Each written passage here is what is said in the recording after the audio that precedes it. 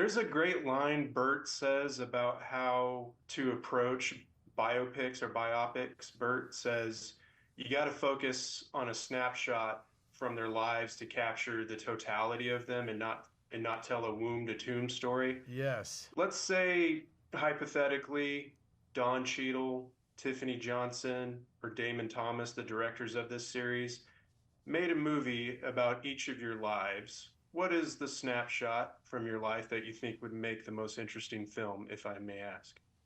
From our personal lives. Yes. It's probably the moment where the picture is when I had my first kid and it was a girl and she came out and she looked exactly like my grandfather. Because babies come out looking like old men, and I was like, and the last time I saw my grandfather, he passed away in a hospital, and literally it was Christmas Eve, and Ave Maria was playing, and the Pope was giving the last mass. So like that was the last time I was in a hospital, and then I saw him come out of my wife's body. I was like, what is going on in the world? So that would be the snapshot of my movie. You're welcome, America. You're welcome. Yeah. Mine would be when I set the world record Oh my god, I was not ready for this. Go.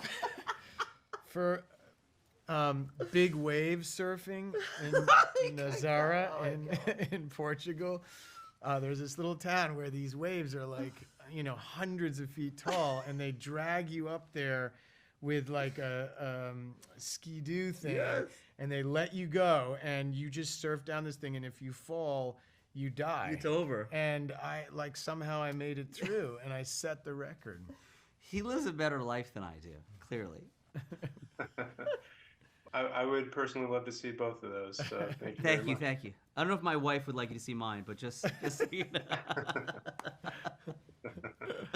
What about speaking of these great lines? Like, what goes into the delivery of the words and how you react to them, how you receive them? Because there's great scenes of you two arguing with each other. And PJ, I feel like you put every fiber of your being into making those words sting. Oh, I love And you. Alessandro, like the way that you're taking it in is just something that's really kind of stayed with me since I've seen it. So I'm curious if you have a preference or if there's like what's more creatively freeing for you to have the words to flex your strengths as a creator or to just have the silence to be able to communicate without dialogue.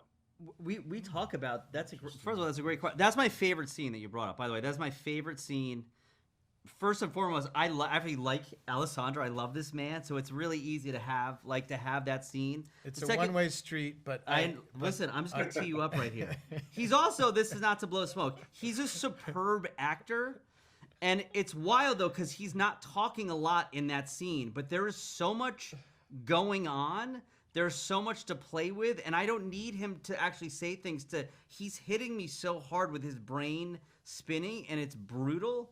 And we have like Jim and Janine wrote incredible scripts, and they give you a good launching point, but they also let me riff a little bit. So some of those lines I was adding and playing, or just like say something, or like we met in a sandbox, or certain things like you're an infant. Like that was just sort of coming out in the moment. And when you have someone who's like willing to play with you, who's wildly talented, who you also genuinely like as a human and you think he's a buddy, to hear my buddy say this other guy's my best friend, and if you know, these characters have known each other literally since they were in like a sandbox, and for him to say that someone that he's known for a couple years is his best friend is such a jarring, disturbing thing, because I've given him so much of my life and followed him into so many problems and battles.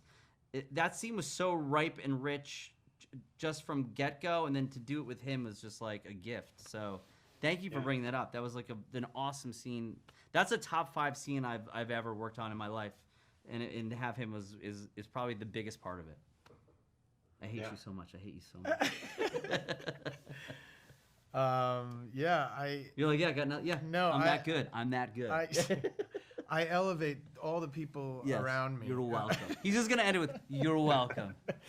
Yeah. No, I loved acting with PJ. My phone's going. Turn that off. Turn that off. It's my mom. Or it's your mom like, you're lying. She's like, don't say what you're gonna say. Don't Do do not it. say what Don't do it. No, it's an interesting question. I think what you're asking is it easier to act like on the lines of dialogue, or is it easier to act as a sort of without words? Is that what you're Right. saying? Yeah. Is that what you're saying? Yeah, I mean, I don't really see. I don't think of it as two different things. Like what you're trying to do is sort of trick yourself into some kind of state of mind where you feel like you're really in the place where you're pretending to be, and if it's working, you're not really thinking about like I'm talking now or I'm listening now. You're not really thinking about anything, which is sort of the relief of the whole thing, because at all other times, like your brain is going haywire and making you miserable. Yeah. So I would say like at the at its best, it's like it's a feeling of like just integration that way, and it doesn't sort of feel any different to talk or listen. I say sometimes it's like do as much preparation as you can and then throw it all away and just be present. That's Right. Whether you're talking or not talking, you are just present. Yeah. Well, I know we ran long. PJ, thank you so much. Thank you. Sensei, very much appreciated. Thanks. Yeah, art of self-defense. He's talking. Oh, thanks. Thanks a lot.